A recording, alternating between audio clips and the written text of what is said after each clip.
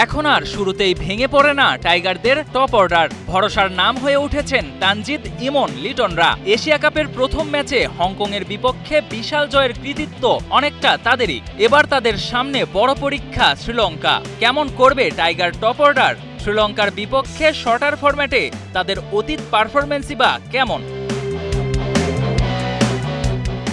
লঙ্কানদের বিপক্ষে টি-20 ফরম্যাটে তানজিদ এবং ইমনের চেয়ে বেশি ম্যাচ খেলার অভিজ্ঞতা আছে লিটন দাসের। এই সংস্করণে লায়ন্সদের বিপক্ষে ক্যারিয়ার জুড়ে 10 ম্যাচ খেলে তার ব্যাট থেকে এসেছে 252 রান, এভারেজ 25-এর একটু উপরে, স্ট্রাইক রেট 124.75।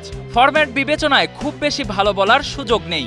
তবে লঙ্কানদের বিপক্ষে সবশেষ সিরিজে এলকেডি ছিলেন বেশ উজ্জ্বল। 3 ম্যাচে 131 স্ট্রাইক রেটে করেছিলেন 114 রান, খেলেছিলেন 76 রানের ইনিংস। টাইগারদের ওপেনিংয়ের ভরসা হয়ে ওঠা তানজিদ তামিম ক্যারিয়ার জুড়ে লঙ্কানদের বিপক্ষে টি-20 ম্যাচ খেলেছেন 4টি, 134.72 স্ট্রাইক রেটে করেছেন 97 রান, এভারেজ 24.25।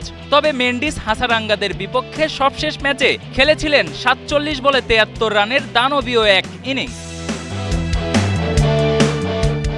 অভিজ্ঞতার দিক থেকে সবার থেকে পিছিয়ে পারভেজ হোসেন ইমন। টি-20তে লায়ন্সদের বিপক্ষে মাত্র 3টি ম্যাচ খেলেছেন এই ওপেনার। প্রথম ম্যাচে 38 করলেও পরের 2 ইনিংসেই ছিলেন রান শূন্য।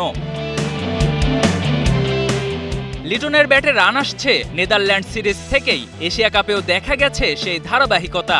সঙ্গে আছে লঙ্কানদের বিপক্ষে সবশেষ সিরিজের সুখস্মৃতি। এদিক বিবেচনায় শনিবার ম্যাচে লিটনই হতে পারেন টপ অর্ডারের মূল ভরসা। তানজিদ, ইমনদের কাছে প্রতিপক্ষ কিছুটা নতুন হওয়ায় কাজটা খুব বেশি সহজ হবে না। তবে তাদের সাম্প্রতিক পারফর্ম বলছে লঙ্কানদের সঙ্গে লঙ্কা কাণ্ডে মাতা অসম্ভব কিছু নয়। Ashraful Islam, star news.